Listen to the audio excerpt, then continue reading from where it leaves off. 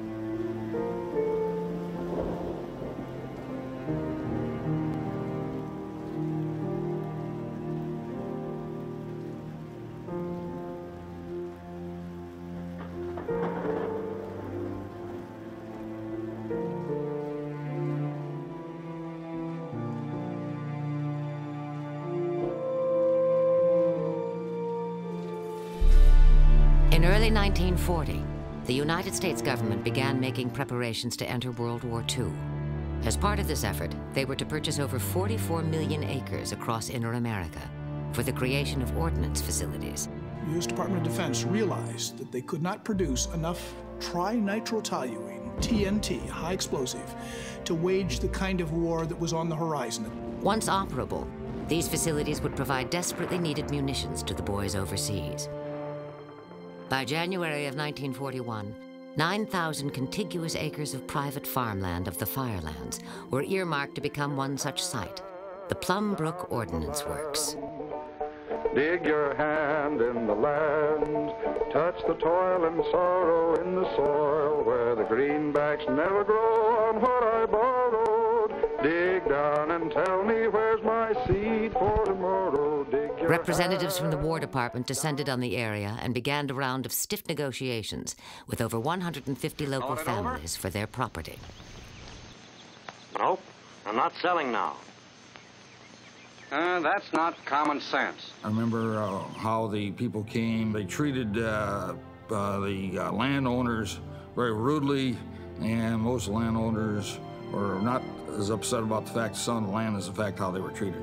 Despite appeals from the community, the government agents left the farmers with few options. It was my father that he protested the amount of money he got. He didn't get very much for the piece of property. And the government guy took the money, threw it on the floor, and said, that's what you're going to get. The residents were ordered to vacate the land by April 15th, 1941. Houses were razed, livestock was slaughtered, and 500 bodies from the local cemetery were exhumed and buried elsewhere. It's a remarkable thing. In April or May, you can drive down the back roads, and where the old farmhouses were, the only thing left, 60 years later, are the daffodils. And you see the little beds of daffodils, and there was a family once who gave up their life at Massa Plum Brook for the Allied war effort.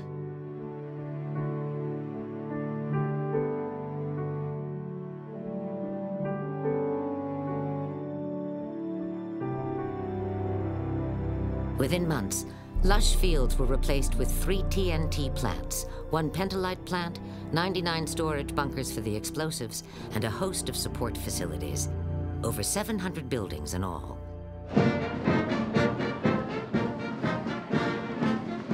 Yet despite its massive size, the Plum Brook Ordnance Works became a close-knit community, holding dances, movie nights, and even bond drive events, such as this one with Abbott and Costello. Good old-fashioned pride and patriotism united the workers and spurred them on to break several production records. During its 4-year life, the works would go on to produce a staggering near 1 billion pounds of powder. And yet, the chemical reaction of TNT was no match for a new type of reaction being studied under the top-secret Manhattan Project. For centuries, philosophers had debated the fundamental building blocks of all matter, from the basic elements through the very substance of human beings. Recent scientific developments had defined those building blocks as atoms and given rise to a method of splitting them apart. This nuclear fission released tremendous amounts of energy that could be harnessed for use as power or unleashed for other purposes. On July 16, 1945, the world's first nuclear test explosion was executed at Alamogordo, New Mexico. Less than a month later, atomic bombs were dropped on Hiroshima and Nagasaki. The horrors of the atomic age had become real. Uncontrolled nuclear reactions are mean. You have to control them. That's all there is to it. Japan surrendered. World War II had come to an end. An end to the war brought about an immediate closure of the Plum Brook Ordnance Works. Word simply came down, Trojan Powder Works, you're done. Everyone just put their pencil down, grabbed their hat, and left and closed the doors. Just as the farmers had once been forced to leave the very same land, so too had the employees of the Ordnance Works.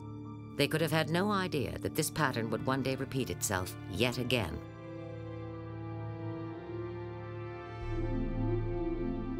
Nor could they have known that the controlled nuclear fission process would breathe new life into the fields of Plum Brook.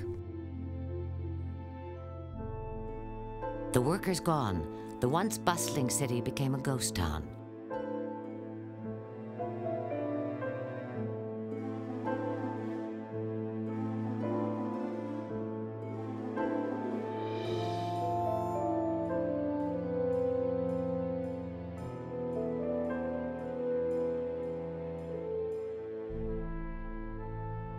As the men and women of the Ordnance Works found new lives elsewhere, the grounds remained fenced and protected, giving rise to a unique natural preserve.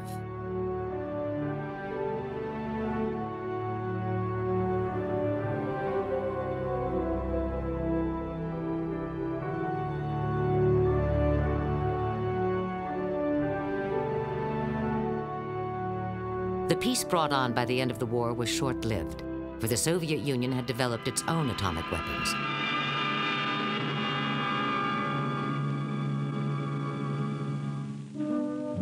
The rival superpowers faced off in a Cold War.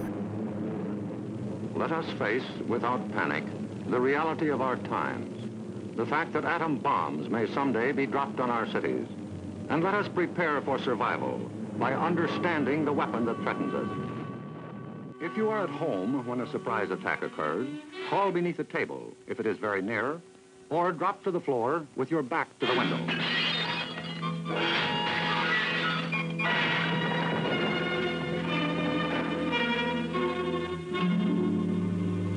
The immediate danger is over in about a minute.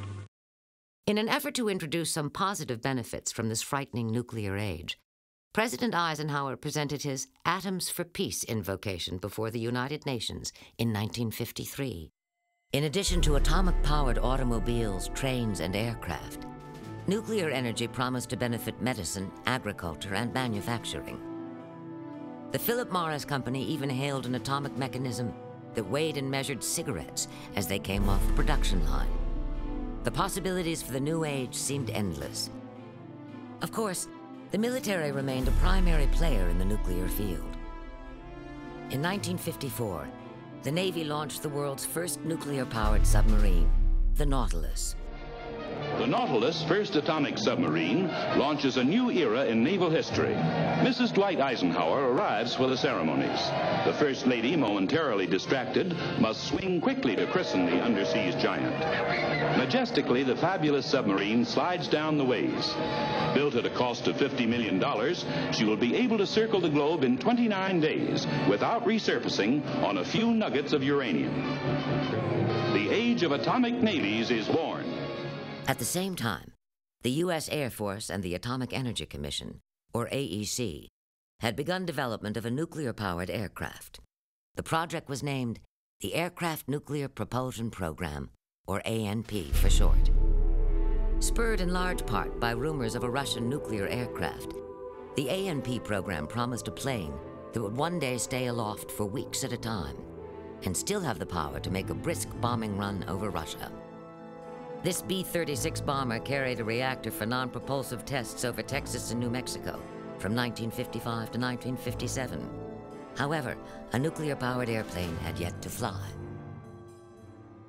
Before a plane could be powered by a nuclear reactor, there were many technological roadblocks to be overcome, including the weight of the massive shielding needed to protect the in-flight crew and contain the reactor should there be a crash. In addition, engine components suffered breakdown in the nuclear environment.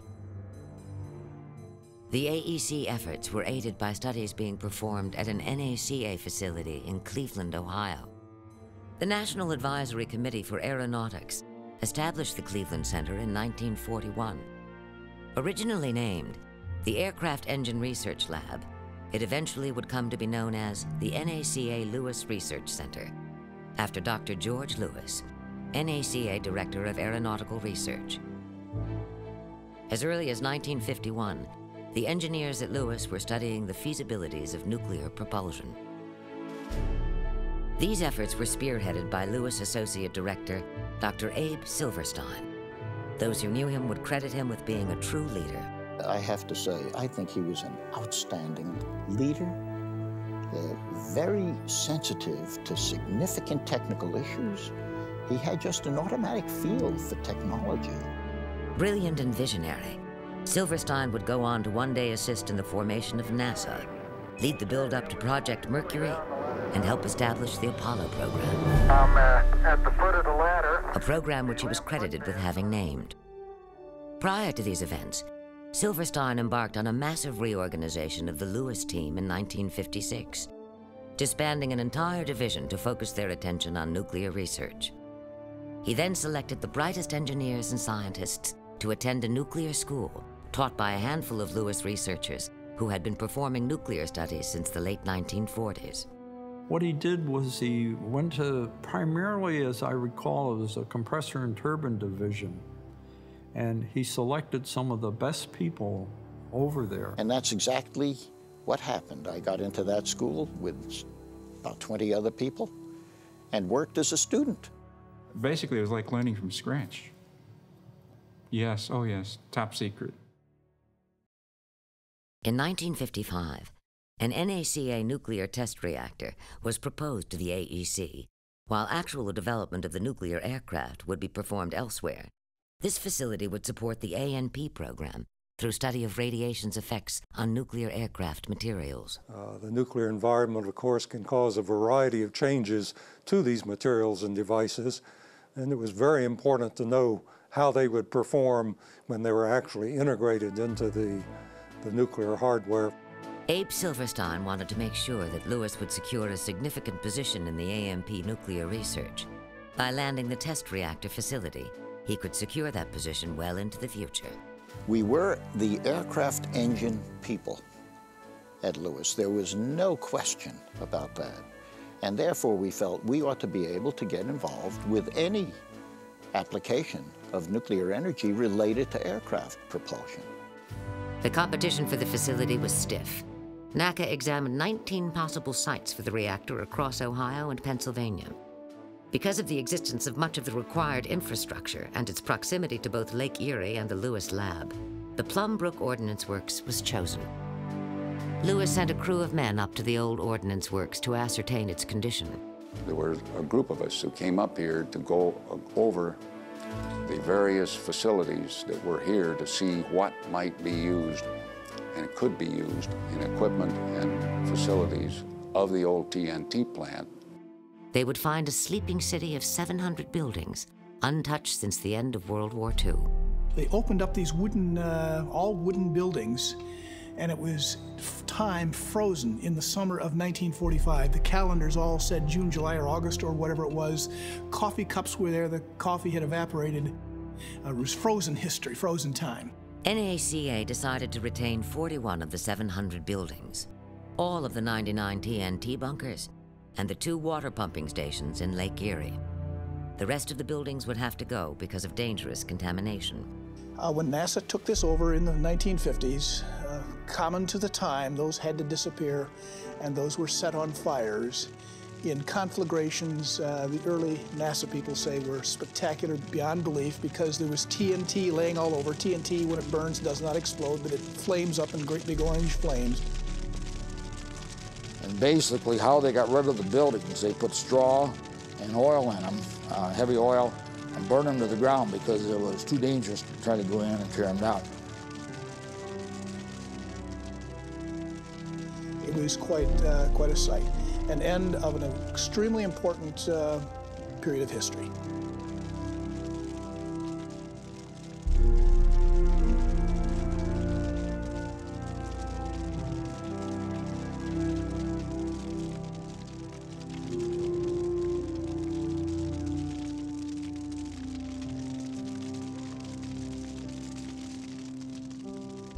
And so the flames that were so much a part of the area's history returned once more. The ordnance structures were burned to the ground, taking with them the last vestige of a proud group of men and women who had worked round the clock to support the needs of their country. Soon the embers would cool, and the ground would be turned over once more for the benefit of the nation. Meanwhile, in Cleveland, a group of men who had never designed a nuclear research reactor were busy doing just that. But would their innovative design measure up to its $10 million price tag? Would the atomic plane it was designed to support ever fly? And perhaps most importantly, would their reactor make a significant and lasting contribution to the field of nuclear propulsion?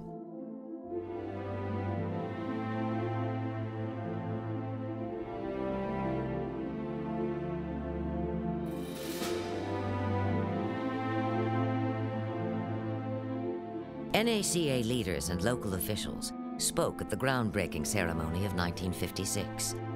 Abe Silverstein said, "Nuclear power is the shining hope for increasing the range of aircraft at high speeds." He continued, "A long-range bomber may carry 100,000 pounds or more of fuel. A piece of uranium-235 with the same amount of energy would weigh less than an ounce." At Lewis, Sam Kaufman and Ted Hallman were busy working on the design of the facility.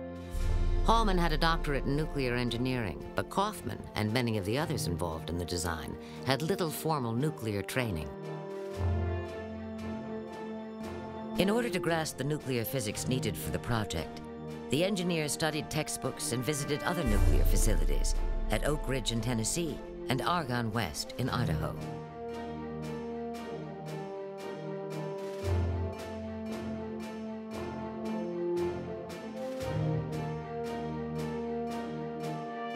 They would go on to design a facility that included a 60-megawatt test reactor, a 100-kilowatt research reactor, a 7-cell hot lab complex, and an office building with chemistry labs.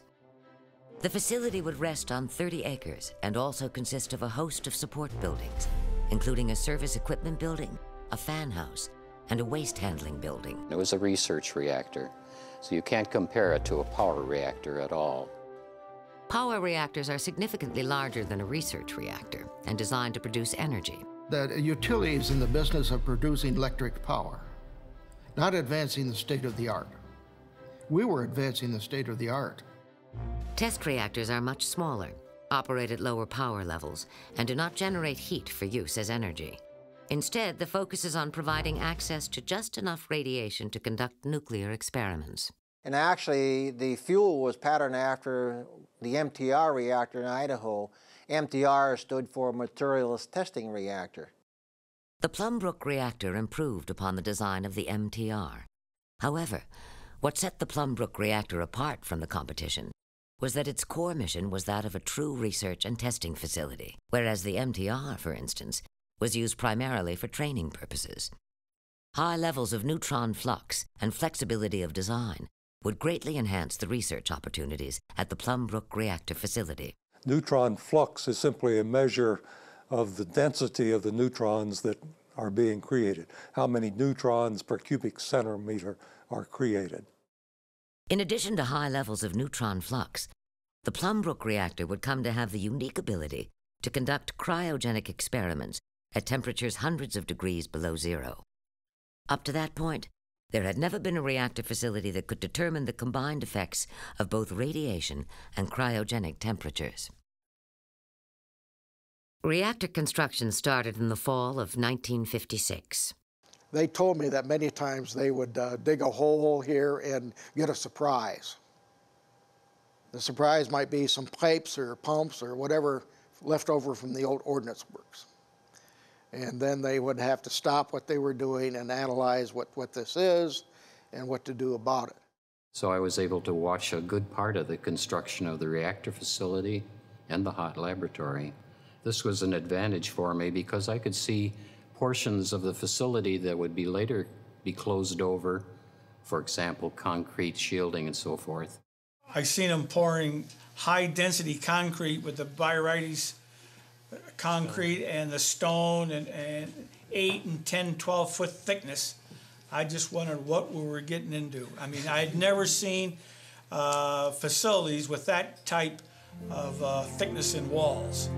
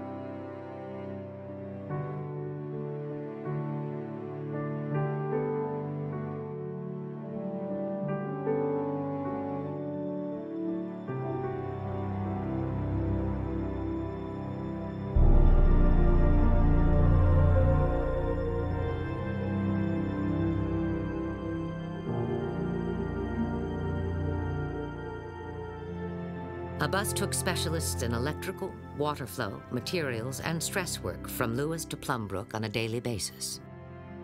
These engineers were handed a roll of prints and a hard hat, and given the responsibility of bringing the reactor through construction.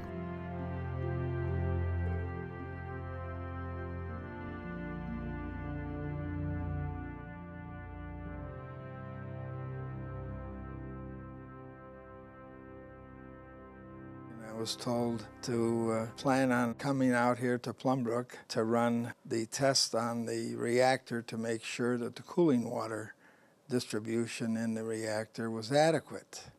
And at that time, I didn't know a nuclear reactor from an auto engine, and I had to learn. Many of these individuals considered it to be one of the most rewarding periods of their career. It was a very challenging experience.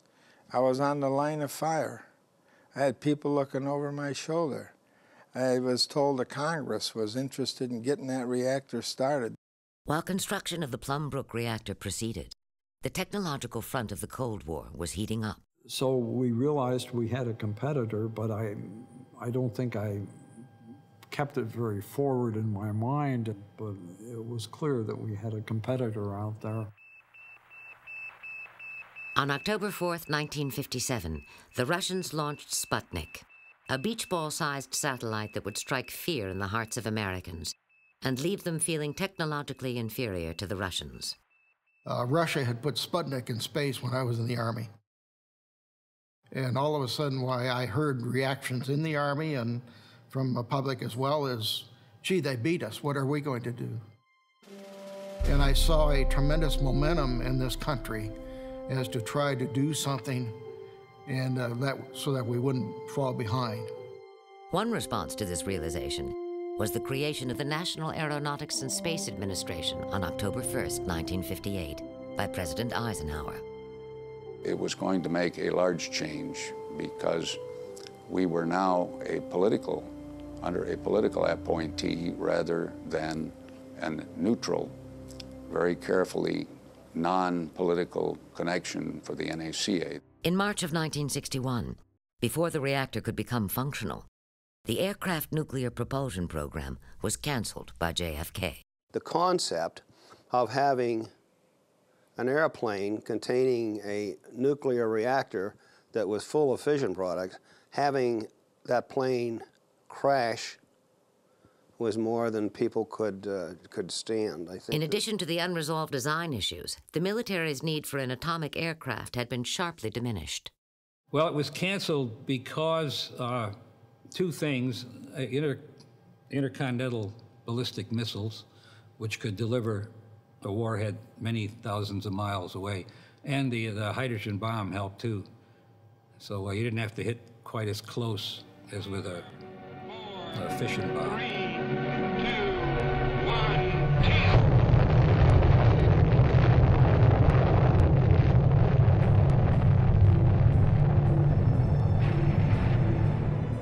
The nearly completed $10 million Plum Brook reactor facility was suddenly left hanging without a focus.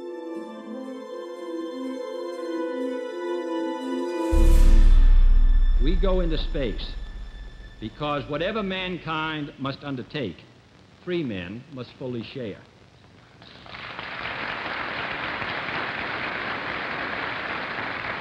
I therefore ask the Congress. Around the same time, President Kennedy gave a major push to the space race. Activities to provide the funds which are needed to meet the following national goals. First, I believe that this nation should commit itself to achieving the goal before this decade is out of landing a man on the moon and returning him safely to the earth. And of course, that really meant that everybody had their marching orders. And we were serious about this. And the thing that was exciting about that is that the public was behind it. President Kennedy was looking for ways to really accelerate the U.S. program. Secondly, an additional $23 million, together with $7 million already available, will accelerate development of the rover nuclear rocket. This gives promise of someday providing a means for even more exciting and ambitious exploration of space, perhaps beyond the moon, perhaps to the very end of the solar system itself. Nuclear-powered rockets had been discussed theoretically since the days of Robert Goddard, in particular toward interplanetary travel. It was at the AEC's Los Alamos Scientific Laboratory that the first steps were taken. Scientists set about to determine if nuclear energy really could be used to provide rocket propulsion. Theoretical studies and early experimental work revealed many problems that would have to be solved. Los Alamos was ready to make the leap from research to development. Under a new project named the Kiwi Program, they planned to design and test working nuclear rocket engines. A much safer testing area was needed. All eyes turned to the west.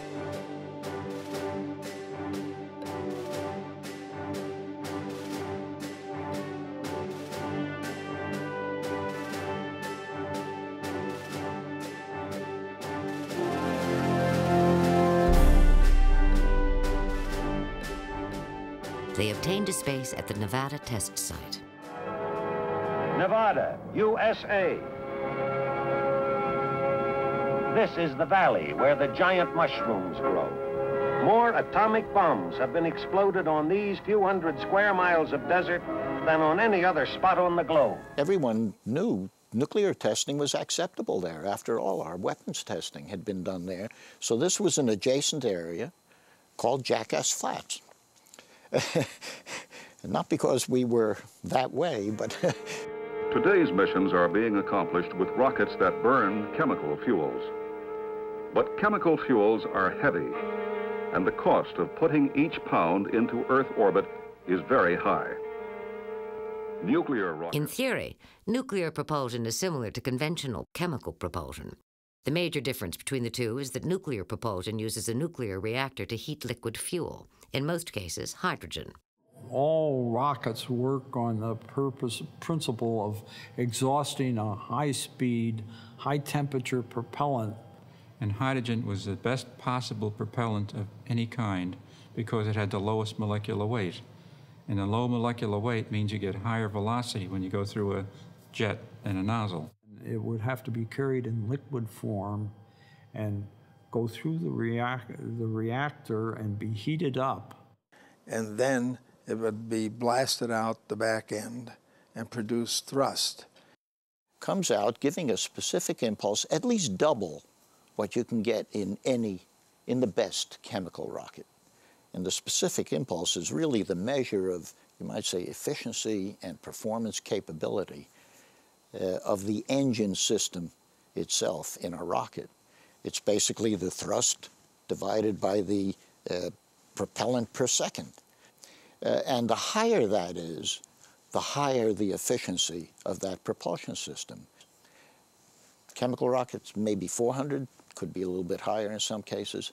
Nuclear rockets, at least 800, could go to 1,000, and even higher if you used some advanced nuclear rocket concepts. Project Rover had launched its most ambitious endeavor in the first half of 1961, the Nuclear Engine for Rocket Vehicle Application Program, or NERVA for short. This program expanded on the Kiwi work and would perform ground tests of full-scale nuclear rocket engines. The surge in nuclear rocket development across the country had breathed new life into the Plum Brook reactor facility.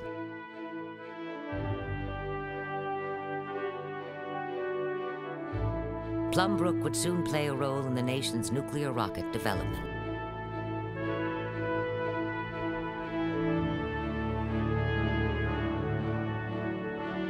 With the heightened competition between the U.S. and Russia came a massive recruiting effort by NASA.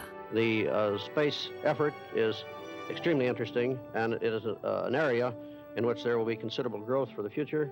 I think the young men in this country who have been properly trained in the sciences and technology are, in many cases, eager to get into the program, and this will afford them the opportunity. Working for NASA, the space agency, with such a tremendous goal in mind, was very appealing at the time.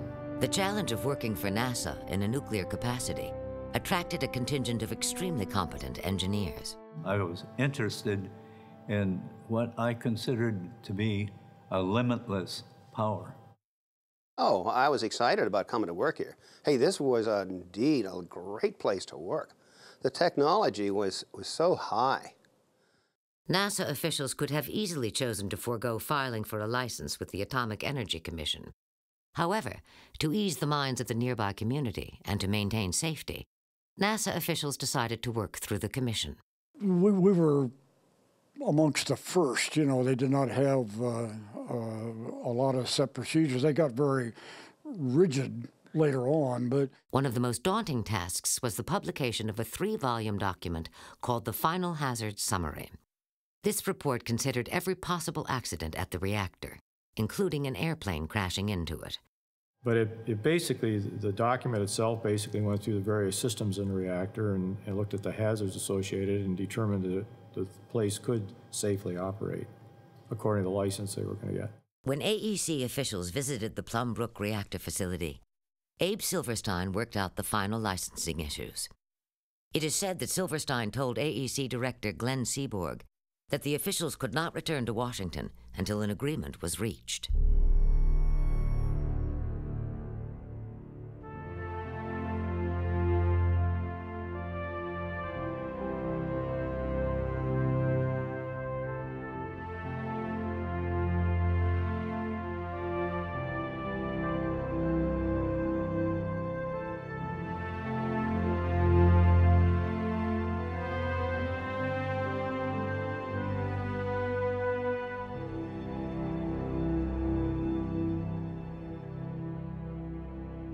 Construction of the Plum Brook reactor facility was completed in March of 1961.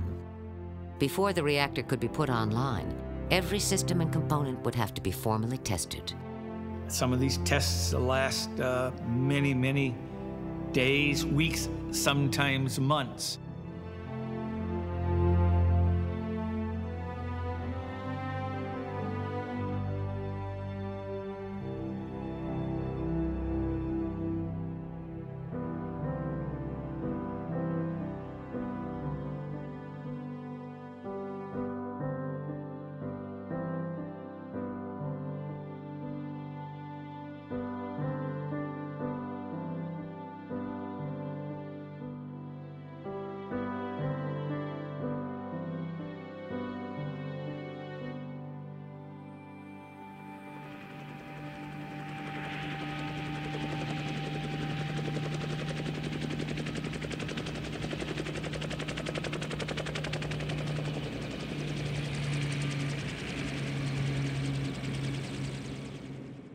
Just as the reactor was completed, the facility held a media day, opening their doors for the first time to the public.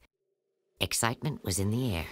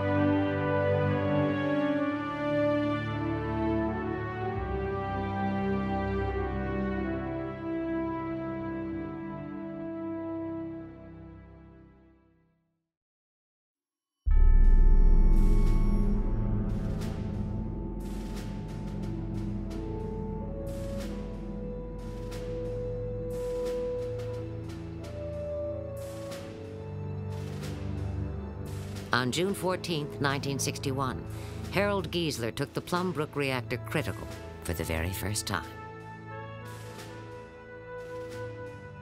No whistles, no bells, no bands, in the middle of the night. We've been working real hard for 3 or 4 years to bring the thing online, and we finally have succeeded in doing that. The fellows that were in charge and that were taking the reactor up to critical point, I kept thinking, they are so cool.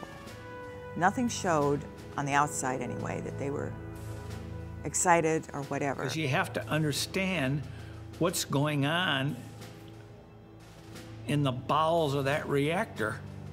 And all you're watching is a graph, a chart, a red line.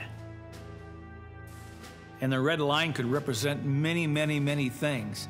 So you really had to know what you were looking at. Let's slow down that fission 1 million or so times. A single particle starts the reaction, splitting the uranium atom. Here now is the release of energy as heat and blast. Here are powerful rays being given off, similar to X-rays. But here are free neutrons driven out with tremendous speed. And provided there is sufficient U-235 present, what science calls a critical mass, those neutrons bombard other uranium atoms, causing them to split and split still others, keeping the chain reaction going.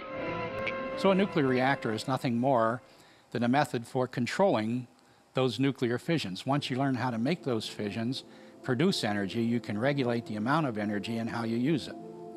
The reactor operators were responsible for all of the monitoring and controls in the control room.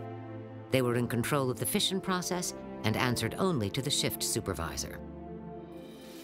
30 years since their last shutdown, these operators are still able to discuss just how they used to run the Plum Brook reactor. This console right here is the console that we control what we call the shim rods.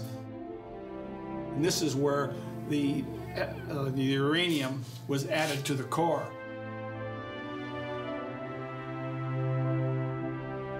I might want to mention the slant panel up here with our alarms. If I remember right, these 100 radiation alarms were in and about the facility, and I believe those were in and about the experiments. Come over here, you had the controls for regulating rods. These were 2 rods on the outside, or we shaped the flux in the nuclear core using these reg rods. We had all types of indicators that indicated the position of valves that were shown on the reactor water system up above. The reactor control room was state-of-the-art. Our reactor control room was the first solid-state electronic control room in the country. And it was so automated that it would almost run itself, although we very seldom ever run it in that mode. We always had the human factor involved. I'm a former pilot, and you never rely upon one instrument when you're flying an airplane. And that's the same as operating a reactor, that you look at all the instruments to tell you exactly what's happening and why. And that was the key to a good operator. If he would see more than one instrument trending one way or another, then with his background and training, he could probably make a correction and bring the reactor right back on course. Each reactor operator had to be licensed by the Atomic Energy Commission. In order to be licensed, each operator went through 6 months of extensive training, an 8-hour written exam, a 4-hour walk-around, and testing on the reactor controls.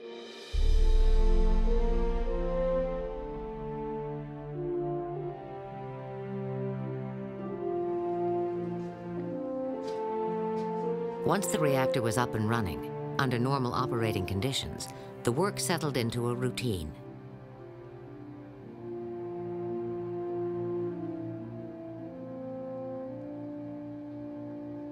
When the reactor is operating and all systems were normal, it was kind of boring. 90-some% routine and maybe 2 or 3% panic when something goes wrong and you better fix it. When you got an alarm or panic struck, the control room had to be cleared because now, it's serious. Shutdowns and scrams were relatively common and did not necessarily mean that there was a major danger present. If anything was anomalous, indicators indicated that something wasn't right and it was a critical parameter. We had here in the middle the red scram button. And what you do is you push this button and all the control rods would immediately fall by gravity into the core. The term scram dates back to the early days of nuclear science. And actually that term stands for Safety Control Rod Axeman. The story of that came back from the very first reactor. Enrico Fermi and his staff was starting up the first nuclear reactor. They had a man that had a rope attached to the control rod, and the man was standing there with an axe. And what he would do is, when they said scram, he was to take the axe, cut the rope, and everybody would run from the reactor if something went wrong. Should all other measures fail, the reactor was equipped with a poison injection system to shut down the reactor. There was a tank, and it was hooked up directly to the reactor. We actually had the system made up of what's called gadolinium nitrate. Poison to a critical reactor. It will absorb the neutrons basically before they get to the uranium. When you sprayed that inside the core, it shut it down instantly. We know the system works because it happened accidentally a couple of times. I think I was cleaning, just had a rag or something and saw some dust there, and I accidentally pushed that button. And my next announcement was, the reactor has scrammed. The reactor has scrammed. People came running, and what happened? I said, well, I pushed the button, the gadolinium, the poison button, accidentally.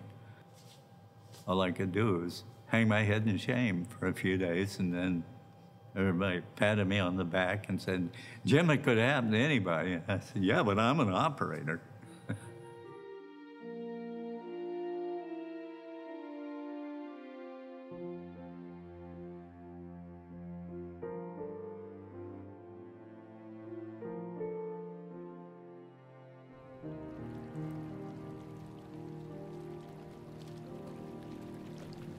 To fully understand the value of the Plum Brook reactor, one must understand how a reactor works. This reactor used the highly enriched, the 93% U-235 fuel. That fully enriched uranium-235 would then be put into these fuel elements, aluminum clad, 14 plates in an element, and then we had, I think, 27 fuel elements in the reactor. When they brought the fuel elements in these cases, it was stored in the vault in the reactor office and laboratory building. And all the new fuel elements were kept in that vault.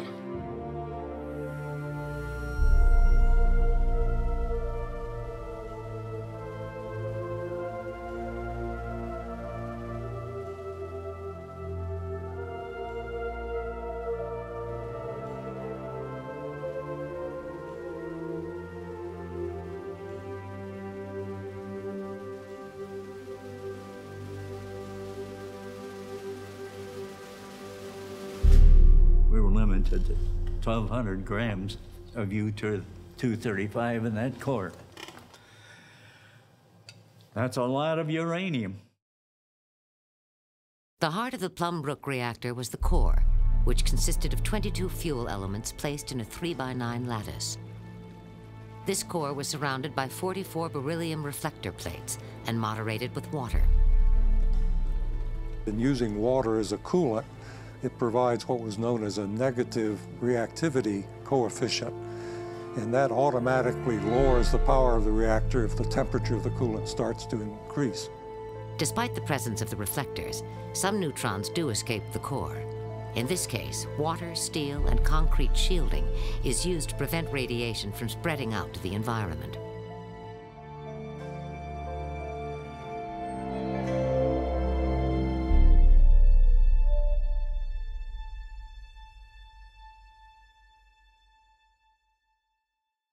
The reactor area was located within an all-metal containment vessel. Everything was painted white. It was always spotless and always white. Even a home would never be that clean. It was just part of the aura of the whole thing. Squeaky clean, I guess you'd say.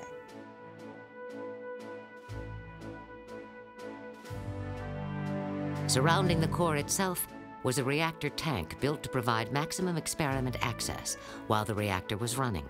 A research reactor is built, though, to provide an unusual amount of access right inside the reactor or very close to it, so that you can get as high a level of the neutron environment as possible. Maybe I should pull out this rabbit I have in my pocket since it's pertinent to your question. One method for experiment insertion was the rabbit system. The rabbits were small, maybe about 3 inches long, and they were aluminum. Little capsules, which fitted in a pipe. The rabbits were these metal containers that the top screwed on them, and then they would put a weld seal around it, and the material that was to be irradiated was inside of this, and it usually contained a certain amount of water. Those rabbits are, very similar to what you see at a bank, which is run by pneumatics. Well, I'm talking hydraulics, where basically we used water to basically push the rabbit into the reactor core area. And then it was usually irradiated for a certain period of time. It might be 10 minutes, it might be 10 months.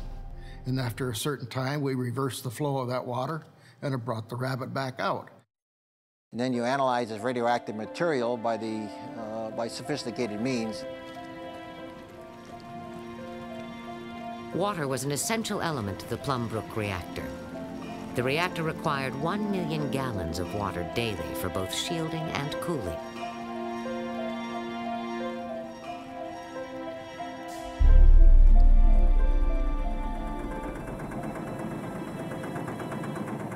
Plum Brook had 2 pumping stations to obtain raw water from Lake Erie.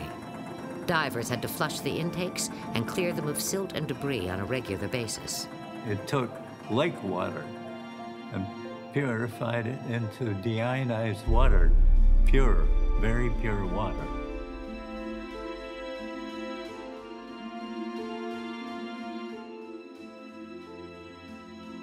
The reactor was surrounded by 4 25-foot deep quadrants, which provided both shielding and coolant.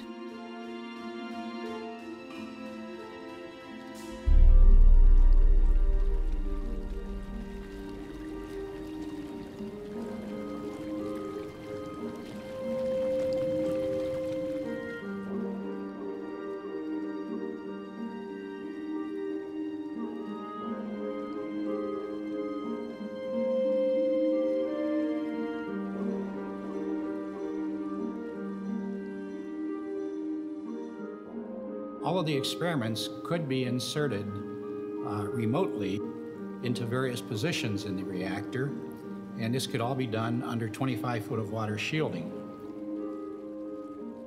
When the experiments were brought into the reactor facility, of course, they were cold and clean. You could hold them in your hand. Once they were exposed to neutron radiation, they became highly radioactive. Highly radioactive. After being irradiated in the core, the experiments were transferred through a series of underwater canals to the adjacent hot lab building. Technicians worked from a movable bridge that allowed them to continually guide the objects with long poles as they moved through the canal system. And the 25 feet of water provided the radiation shield to us that were moving those experiments under that water.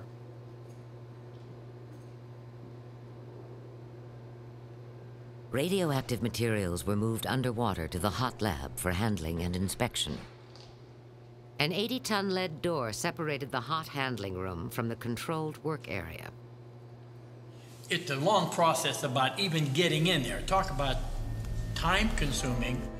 The individual technician would have double coveralls on, surgeon's cap, full face mask so that he didn't breathe any particulate in, and he would have a fellow standing behind him to make sure that, he wasn't getting too much radiation. And to eliminate any contamination or radiation problems, everything was done behind three-foot glass. Each cell was equipped with 2 manipulators so that the guy could use his left hand and right hand to do all these functions and experiments inside the cell.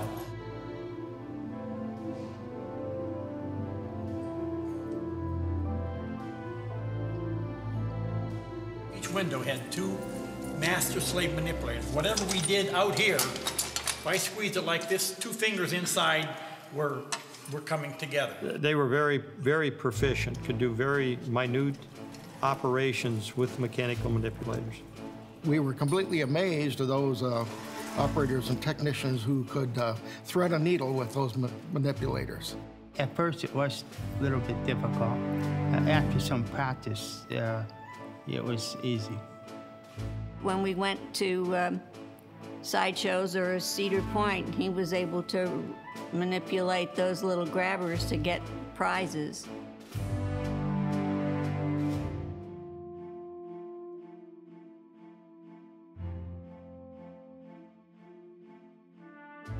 These windows are essentially a leaded glass window.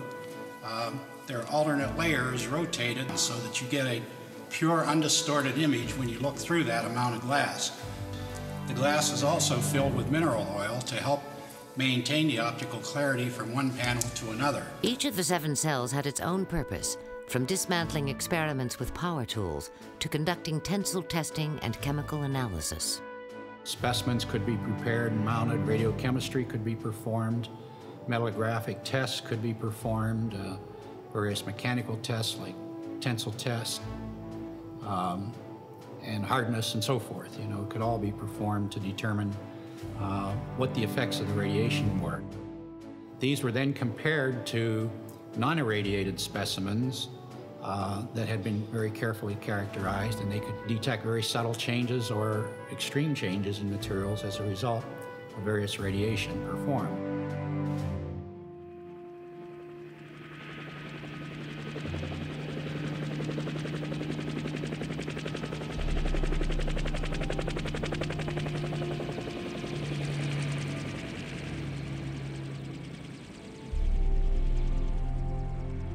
In mid-1962, President Kennedy was slated to tour Los Alamos and the Nevada test site.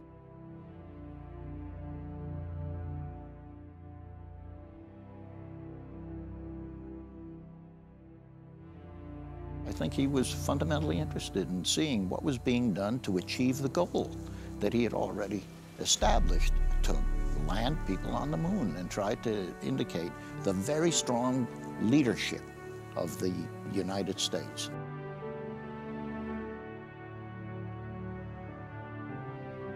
He enjoyed seeing the equipment. He actually played with some of the remote manipulators, and I can tell you he was beaming as he was doing it.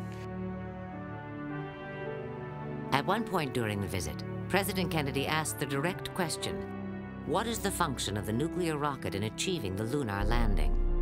And that's when the question was turned to me, and I said, Mr. President, we are not depending on achieving that goal with nuclear rockets. However, we aren't sure yet what it's going to take in terms of payload requirements and other requirements to achieve a lunar landing mission. And therefore, the importance of the nuclear rocket is that if we need more than the chemical rocket being developed is capable of, then we have a nuclear upper stage that could be added to it.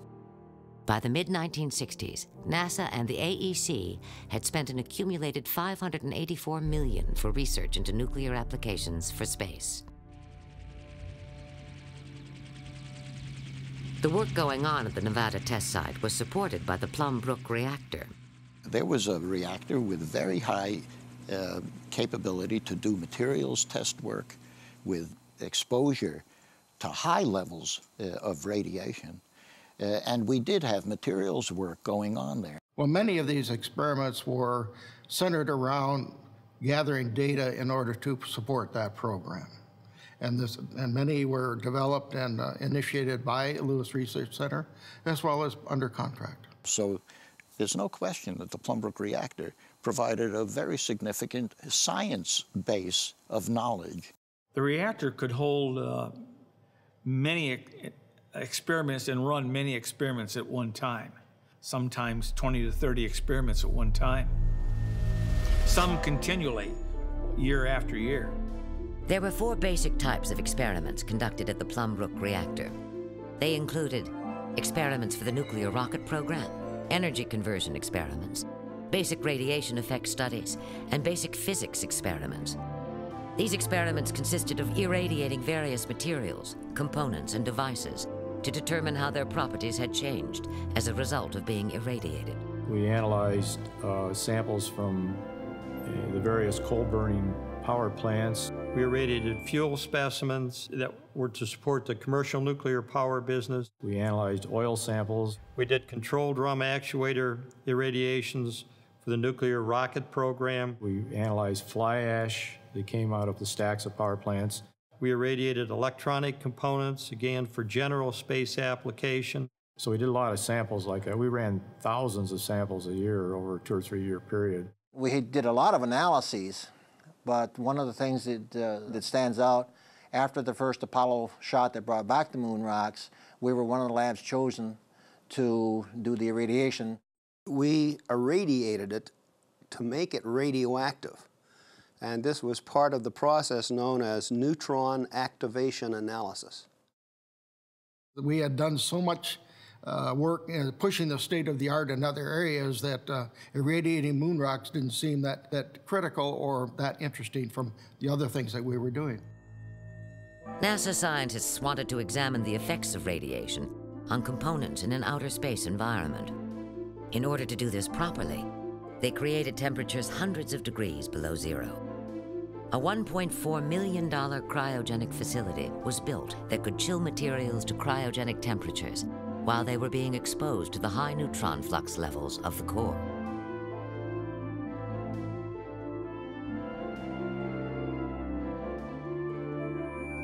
Not only did you have a radiation environment, but you had a very low temperature environment. Testing down to liquid helium temperatures, which is about minus 455 or something like that, a few degrees above absolute zero. So while that thing was in the reactor getting neutron bombardment, after it attained a certain amount of neutron flux, we had helium flowing around that thing, and then while it was in that little head, we broke that sample. I mean, the technology that was involved in that was outstanding.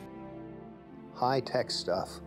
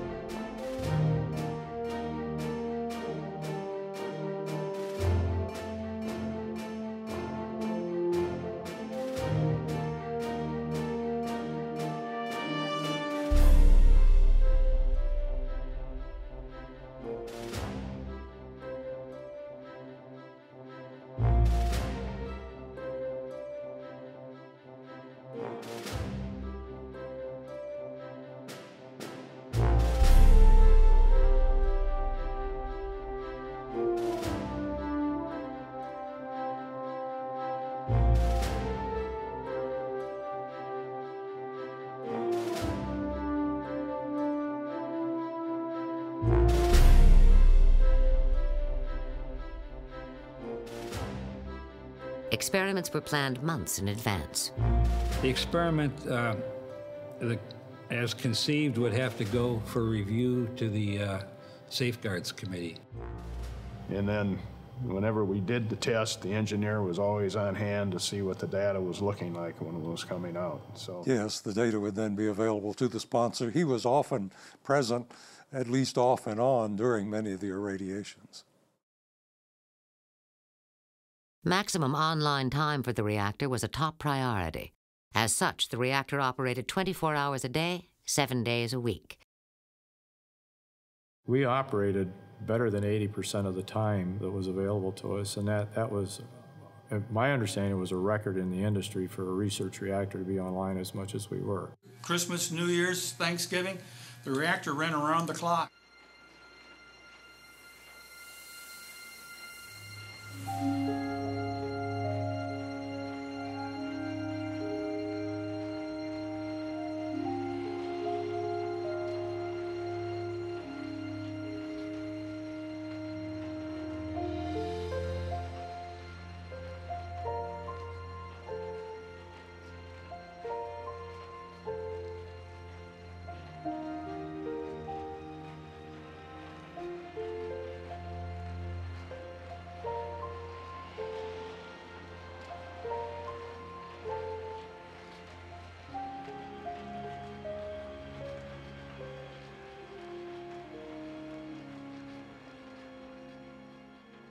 A close sense of community and family quickly enveloped the Plum Brook employees. It was natural, since many had relocated in order to take the job. Many of them were the same age and had similar family situations. We were basically all young guys right out of college, having graduated within a year or two of one another. We were all young, just starting families, and because we were not from this area, that the family was the people that we worked with.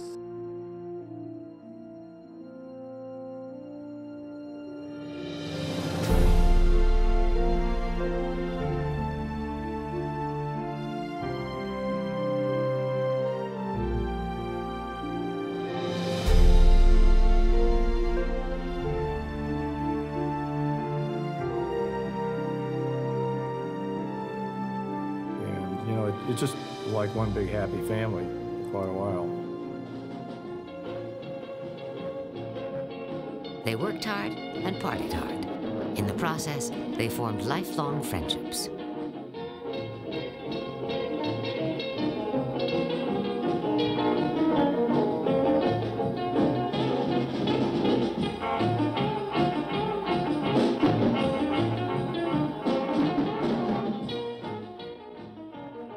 We were more than professionals, we were friends.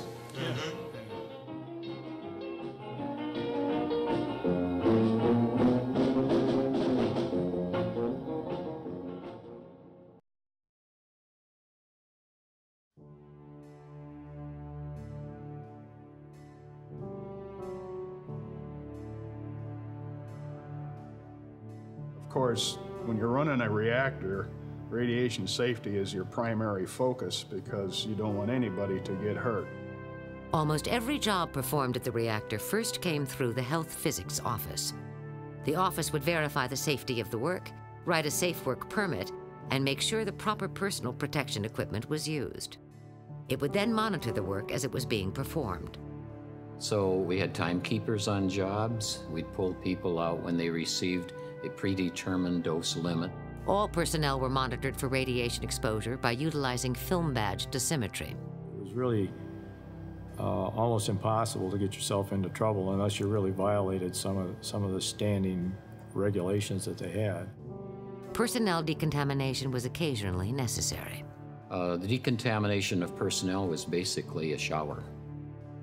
So you'd have the man shower, and then you'd monitor his skin for both direct radiation and for contamination. Through remote area monitoring systems, the reactor operator could monitor radiation levels throughout the facility. If necessary, the reactor could shut itself down automatically if the detectors discovered any sudden irregularities. Radioactive waste was carefully packaged, monitored, and disposed of. The routine radioactive materials were low level, and they were put in 50-gallon drums. The more highly radioactive materials, casks were provided, and these were lead-lined, heavy casks. The AEC visited the facility on a regular basis to ensure compliance of the facility and the abilities of the employees. We were inspected about every 6 months, probably, by the Atomic Energy Commission and later by the Nuclear Regulatory Commission. And I must say, we had a safe facility. We were never cited by either of these agencies for non-compliance with their regulations. To ensure community safety, NASA had extensive air, water, sewage, and vegetation monitoring systems, both on the Plum Brook station and throughout the surrounding community. In addition to protecting the surrounding environment, NASA had an ongoing effort to educate the community. Well, I'm old enough to remember Duck and Cover. There was a turtle by the name of Bert, and the turtle was very alert. When danger threatened him, he never got hurt. He knew just what to do. He ducked and covered. So, you know, we hid under our desks and we had nuclear reactor drills. Yes, because the reactor was here. And you duck and cover. Here's Tony going to his Cub Scout meeting. Tony knows the bomb can explode any time of the year, day or night. He is ready for it. Duck and cover. Atta boy, Tony. That flash means act fast. The presence of a nuclear reactor had heightened Cold War concerns. And the first time I heard of it was probably the news media scared the kids. And they said, well, there's a reactor there in Sandusky, and Castro says he's going to set his missiles at places like those that have the reactors. And so the kids suddenly were afraid, and they'd never even thought about it before. And I told them that I had a history teacher in high school who said he could prove to us that God loved America. And I said, I've never mentioned God as a teacher because we're not allowed to do that. But I think that there's a lot to be said for it. I don't think we need to worry. A few cases of irrational fear did arise. Reactor employee Myrna Steele was left with a head full of wet, soapy hair when the local beautician found out she worked at the reactor and fled from her side. There was a farmer in the area that kept complaining in the local newspaper that Plum Brook was putting something into the air because Every time a storm would come through here, it would hit Plum Brook, and then it would just split and divide, and he was on the east side of the facility, and he wouldn't get the rain necessary for his crops. He says, now, that reactor that you have over there is really doing something to the weather, and I don't get any rain, so it has to be you. I can assure you Plum Brook was putting nothing into the air that caused the rain to split when it hit Plum Brook. In order to prevent the spread of misinformation and to inform the community of its activities, NASA invited the community in to tour the facility. It's not like we closed the place down and kept it secret. We had a lot of open houses over there at the facility where the public could come in, and we set up tours where they could walk through and look at everything. Each year, we had approximately 8,000 to 10,000 people go through the various facilities. We opened the reactor hatch so that people could go out onto what's known as the lily pad and actually go out and look down into the reactor vessel itself and see the core of the reactor.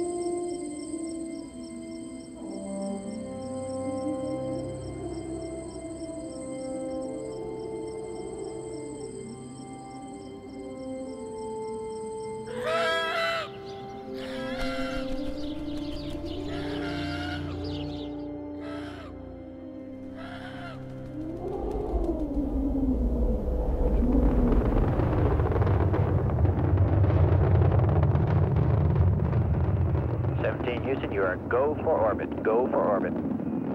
On December 11th, 1972, the Apollo 17 lunar module touched down safely on the surface of the moon. I was strolling on the moon one day. During the next 75 hours, Eugene Cernan and Harrison Schmitt would explore over a distance of 30 kilometers on the moon's surface.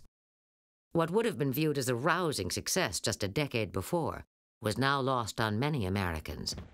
For America was being consumed by the war in Vietnam. 2, 1, ignition. Right away, Houston. On December 18th, as the astronauts sped through the silent vacuum of space toward home, a fiery bombing campaign was beginning somewhere on the planet below them. Named the Christmas Bombings, the campaign would carpet North Vietnam with over 100,000 bombs in just 12 days. Amidst the horror, Apollo 17 returned with but a quiet splash. It was December 19th, 1972, and the U.S. manned program to the moon had come to an end.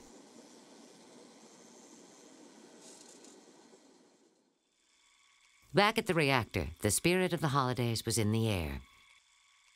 Despite what could be a difficult work schedule, the reactor workers put a positive spin on things. If I remember right, I think we had a small Christmas tree somewhere in here around Christmas time, and had played Christmas carols in the background. This was our home.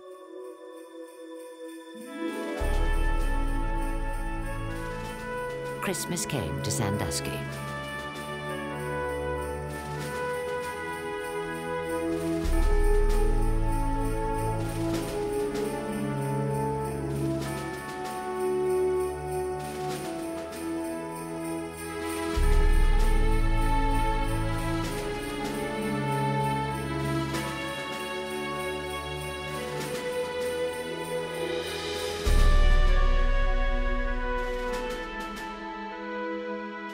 On December 26th of 1972, just one day after Christmas, a memo seen here was drafted in Washington, D.C. Within a few days, this memo was proofed, carefully typed, and sent on its way to various sites across the country. One version of the memo would be sent to Bruce London, the center director at NASA Lewis.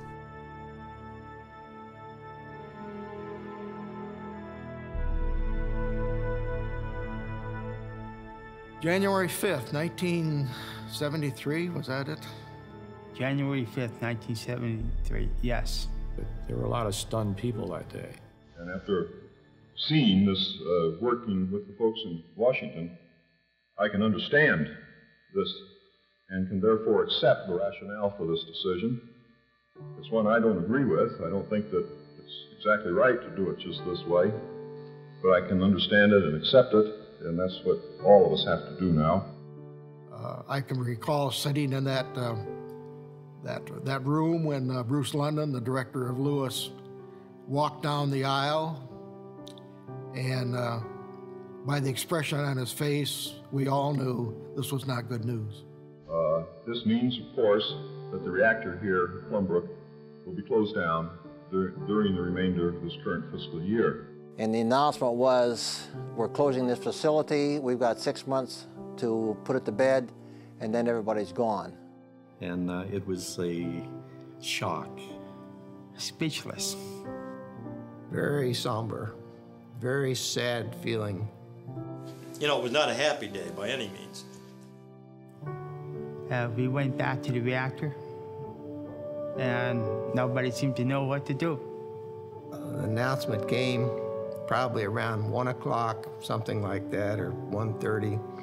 The reactor would undergo its final shutdown at 2 o'clock that day. And everybody gathered around. I happened to have a Polaroid camera handy, and I snapped a picture the moment that the reg rod was locked for the final shutdown of the reactor. But it was an experience. There was a lot of sad eyes, really. In fact, you could look at people and you'd wonder if there were tears in their eyes. And at some point in time, the comment was made, I believe by Bill Fessich, that old reactors never die, they just decay away. At the end of the day, as we left the reactor facility, there were people from newspapers and other media waiting to talk to us. And I, for one, was not interested in talking to anybody. Some people did volunteer. Most of us did not. We just walked to our cars. Most of the people went to the local bar and drank quite a bit. The nuclear propulsion work across the country had come to an end with a shockwave felt from the Plum Brook reactor to the Nevada test site, thousands of miles away. And with it, the cycle of beginnings and endings that had long defined the area had come to the employees of the Plum Brook reactor. Each would have to find his or her own way to cope with the surprising and defeating news. I had to call my wife. It was our anniversary date, January 5th, the day that I found out I would no longer have a job, and I had to call her and tell her. That's a hell of a thing to tell a wife on an anniversary. And she was silent for a minute. She said, "What are we gonna do?" And I said, "Well, we're gonna do the same thing we always do. Take the ball and run. Fast as we can." From a personal standpoint, it was a big shock because we had not sold a home in Sandusky yet. We owned the home in Milan, and I had a wife and 5 children. And they said, in 6 months, you're out of a job. So that made it rather interesting times.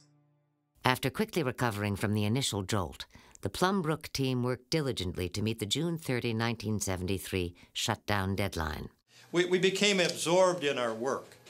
It got rid of a lot of the outside problems. I did not see a bunch of people moping around wondering what was going to happen to their jobs.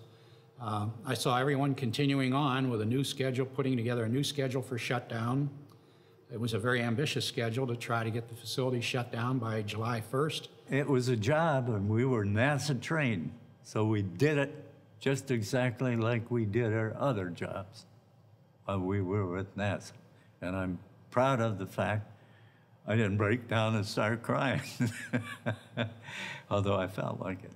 During the spring of 1973, the nuclear fuel and wastes were removed, and the still radioactive equipment was placed into the hot cells. The rest of the facility was decontaminated and placed in safe, dry storage. Initially, it was thought that the reactor would be used again as Mars missions developed in the 1980s. In the meantime, other possible uses for the reactor were sought. However, few suggestions were forthcoming. We can have a mode of operation at about the 10th the power that would have about the 10th the cost, and this being around $500,000 a year should be available for many universities in a combined operation. The NASA officials primarily were interested in talking with the representatives from the 17 universities who were here about this $15 million nuclear reactor, a 60,000-watt facility that will be closed down as of the end of June, the first of the Plum Brook Station facilities to be phased out. For TV3 Newsday, this is John Harrington. And I think everybody thought that it was going to shut down. Yeah, we're going to go someplace else work for someplace else for a while, and then come back, and we're going to start this thing back up again and run some more experiments in it. But of course, as we know, that never did happen. We had to fire good people because there was no other kind of people to get rid of.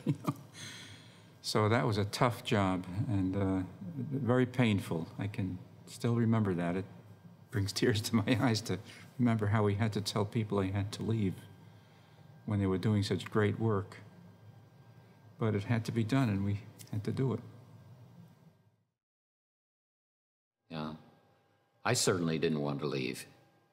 I ultimately ended up doing some of the same type of work at Lewis, but it wasn't quite the same. NASA did everything in their power in contacting industries and telling what these people were like, helping all of the people get a position. I'm satisfied with the way they did it. I hated it that they did it, but I'm satisfied. I don't think, from what I've been able to see, that there's a lot of bitterness, but it's hard to tell. Reactions change as time goes by. Well, I think there are certain logical aspects to cutting back, but I think there is a mistake in it. There's a mistake in cutting back the research that produces new technologies for our country, which, in my way of looking at things, is really the only thing that we've got to sell to the rest of the world. Now, if we don't continue to produce new technologies, what are we going to market 10 years from now? 10 years from now.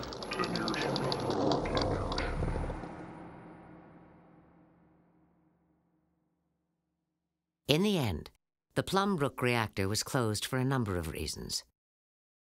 The U.S. had proven its technological superiority to the Soviet Union, and the space program was fading away from the public's list of priorities.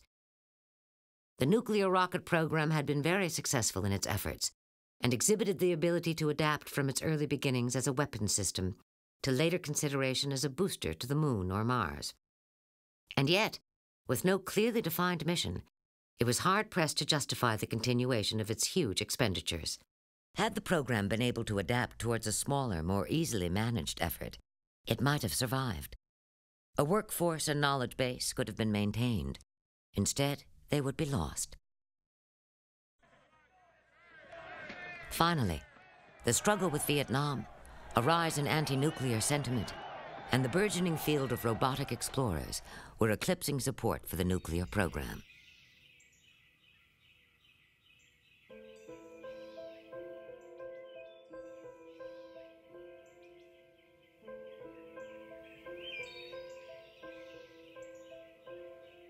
Coming back to the reactor for the filming of this documentary has been difficult for some and not so difficult for others.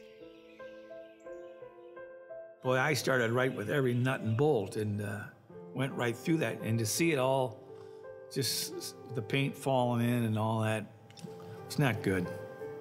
Not good. You go back and you don't recognize where you are really. It was like you were on the moon. It was real strange. And not a very good feeling because you always remember what it was like.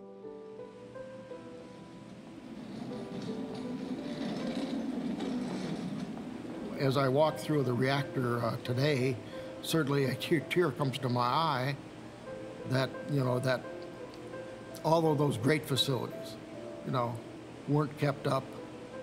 But on the other hand, as I look at the controls, I realize that was basically 1950s, 1960s technology. And we're a long way, we've come a long way since then. I think I was let down to think that there were so many well-trained young engineers, technicians here with a lot of potential that I really feel did not get a chance to really prove themselves in their work.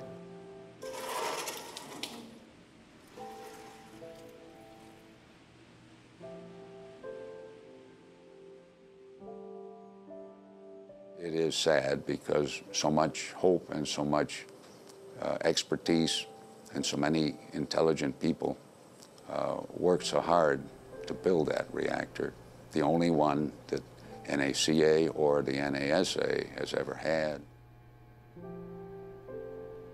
And when I walked in the control room and saw on panel B and C all of the holes left by the instruments, that hit me like a mule kicking me.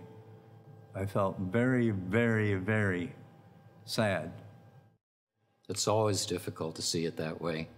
Back in 1974, it was difficult to see it. You almost feel like the place is haunted.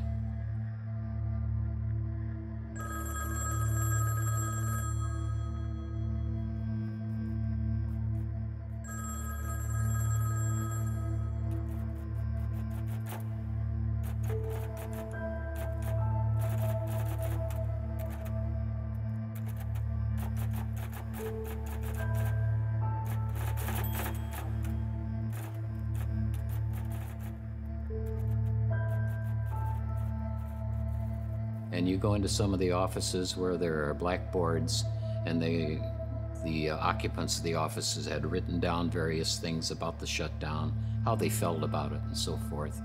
And those blackboards are still there.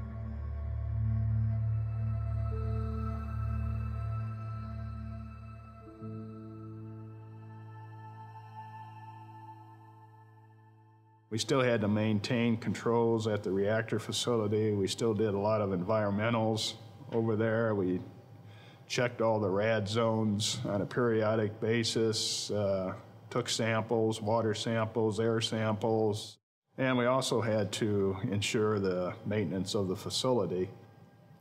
I went to Washington, D.C. many times to try to get the funds necessary to dismantle and decommission the reactor. And again, everyone felt that it should be done someday. But there were other priorities within NASA at that particular time. In 1996, NASA requested the renewal of its Possess But Do Not Operate license from the Nuclear Regulatory Commission. The NRC instead asked NASA to reconsider decommissioning. Decommissioning is best thought of, it's a phrase we use, but it really sums it up. It's construction in reverse. It's very careful, well thought out, well planned, strategic, taking apart, almost surgically taking apart this facility. The decision to proceed with the decommissioning was made based on escalating future cost estimates, availability of waste disposal licenses, and the fact that natural radioactive decay had decreased the levels of radiation in the plant, thereby making it easier to decommission. NASA's decommissioning plan was approved on March 20th, 2002. Total budgeted cost for the entire work, including what we've done to date plus what we've yet to do, is $160 million. NASA approved the funds necessary to complete the decommissioning by 2007. We have a competent crew that is one of the best I've ever worked with. They picked the best of the best, and I feel this project is gonna definitely show that in the end, and it shows it now. We're all on the same path trying to get to that goal. It takes time to get there. There's steps and procedures that have to be followed.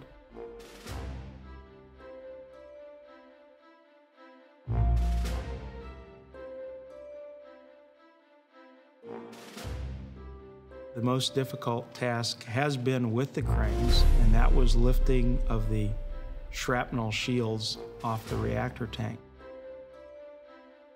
This is probably the heaviest lift we'll make during the project, and we were able to accomplish this again safely and successfully.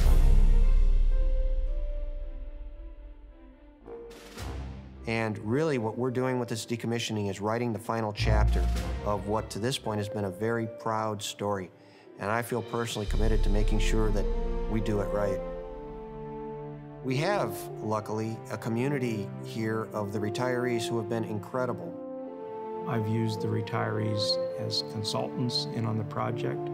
I've used the retirees to train us on systems, and I'll continue to keep them engaged throughout this project. The word I would use to describe them is a gold mine.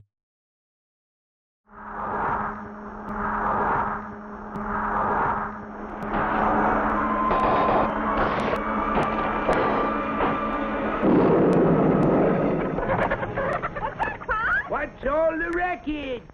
Everybody in the community knows that UFOs have landed here, and very strange things that no one can explain happen. The fact of the matter is the gate is there for safety and the public can't come in, and so everyone wonders. There were many people that had concerns about what was going on out here behind the fence. It seemed secretive. I didn't feel that the government would be forthright with us, and that if there was any contamination involved, that we wouldn't know. We began over 3 years ago with a community work group, which is a group made up of volunteers from the local community.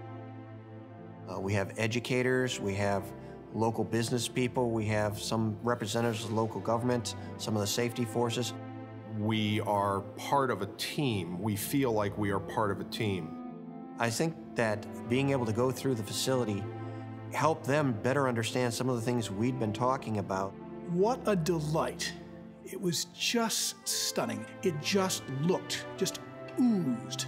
1958. So I made the comment when I took the tour that it's a shame we can't figure out a way to use it. It looked that good. It was important for us to actually see that. It's one thing to show pictures and have people tell us it's going to happen, to stand there and actually run our hands across the non-radioactive parts, to stand there and see it. was poignant and helpful. Once we've achieved the necessary cleanup levels, then we'll have the demolition of all the buildings down to 3 foot below grade. That material will be removed from site.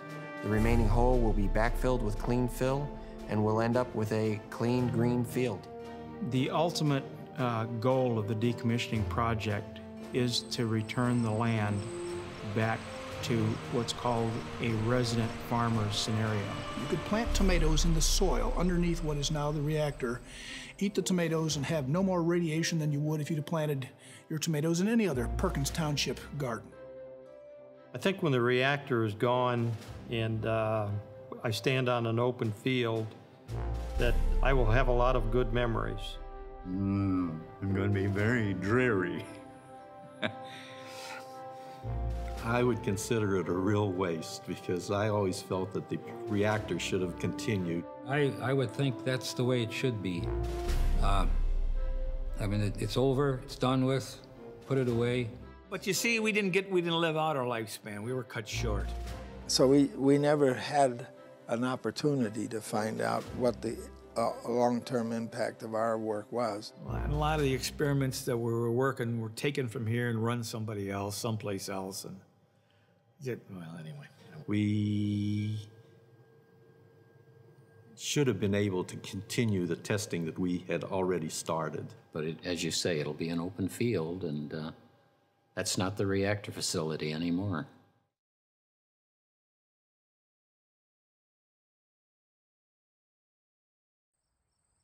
On October 15, 2003, the reactor's unique double water tower was brought down by a series of explosive charges at its base.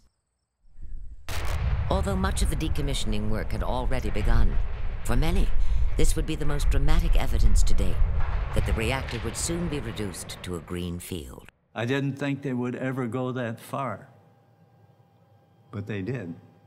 The fact that we had that test reactor out here, it'll appear like a dream to me. From a green field, home to Indian tribes, to the farmers making their way west in hopes of starting over. From the ordnance employees working for the benefit of their country, to the reactor personnel doing much the same as the U.S. made its first steps into space. All had come to this very same land for a reason, and all had been abruptly asked to leave, bringing us back to a green field in the middle of the firelands, with just a spirit of their times remaining.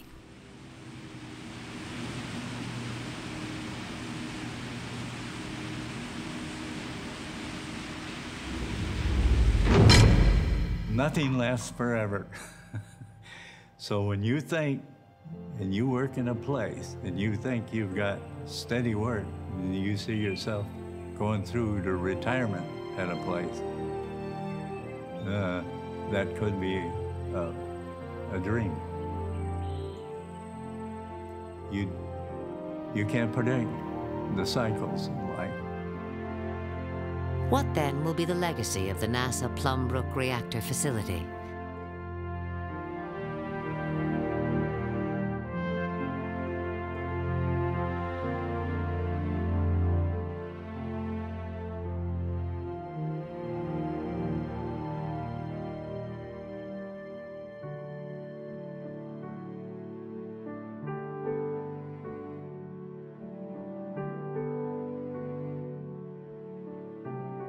The U.S. nuclear propulsion program has been dormant for 30 years.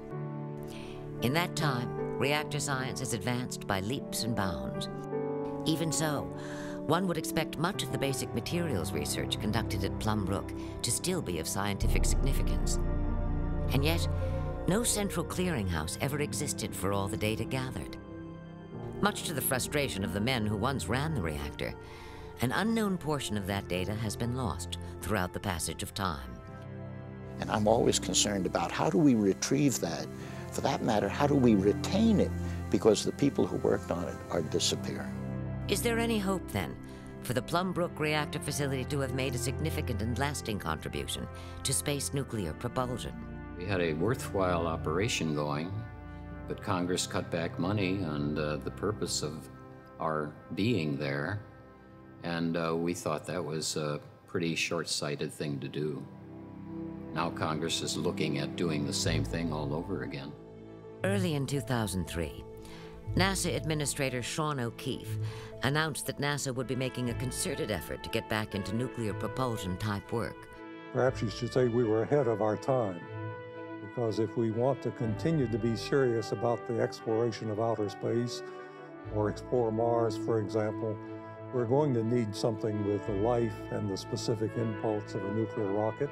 And therefore, we'll have to pull back all we learned before in order to try to apply what we learned in the rover and NERVA programs.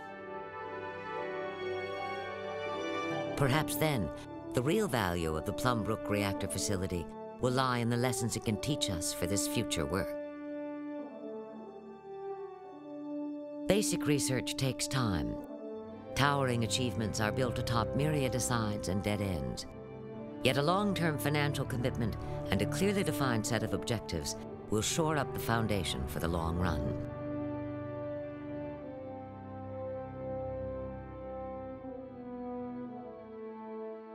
Protect the knowledge base. The U.S. nuclear propulsion program was incapable of being scaled back to a smaller, more easily financed and managed effort. As a consequence, the program was abruptly canceled during a time of political and financial crisis, putting the widely scattered materials research knowledge base at risk. Had a central clearinghouse for the data existed, that work would be better available to inform current and future efforts. We choose to go to the moon in this decade and do the other things, not because they are easy, but because they are hard. Challenge the workforce to reach new heights. Be it a national call to action or an organizational directive, the men and women of this country will excel when called upon to pioneer new technologies. The NASA Plum Brook reactor facility was designed by men who had little experience in the discipline. And yet, through hard work and persistence, these extremely capable engineers were able to design a state-of-the-art facility. With its bright and energetic young staff, the facility went on to achieve an incredible 80% online time, a near-perfect operation, and an exemplary safety record. Much of the research conducted at the facility, including cryogenic nuclear research, remains unique through today.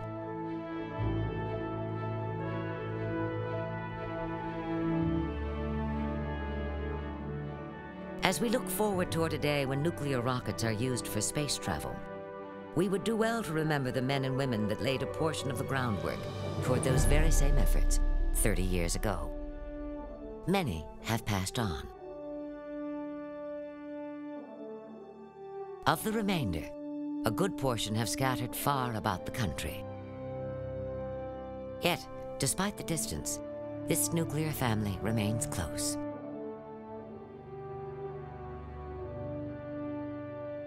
And while the reactor they once called home will soon be gone, their legacy of pride, hard work, and accomplishment will live on.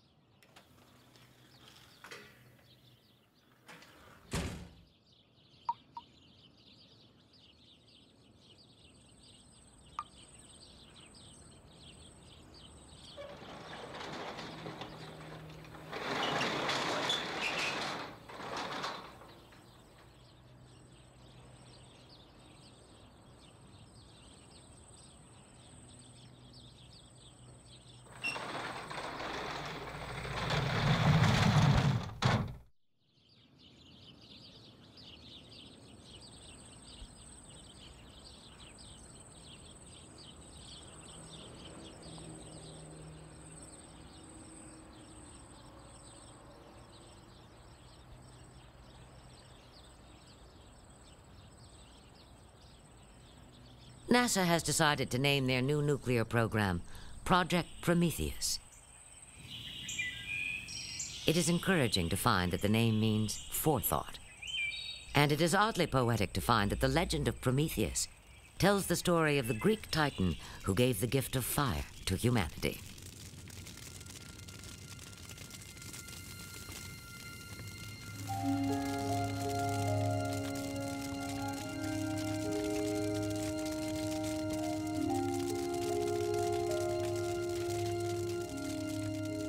I believe that this nation should commit itself to achieving the goal before this decade is out of landing a man on the moon and returning him safely to the Earth. We'll accelerate development of the rover nuclear rocket. This gives promise of someday providing a means for even more exciting and ambitious exploration of space, perhaps beyond the moon, perhaps to the very end of the solar system itself.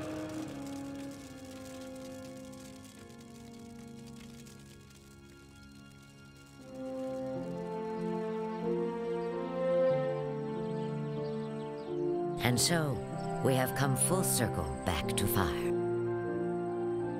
It can destroy, or it can rejuvenate, blazing a new trail to the heavens.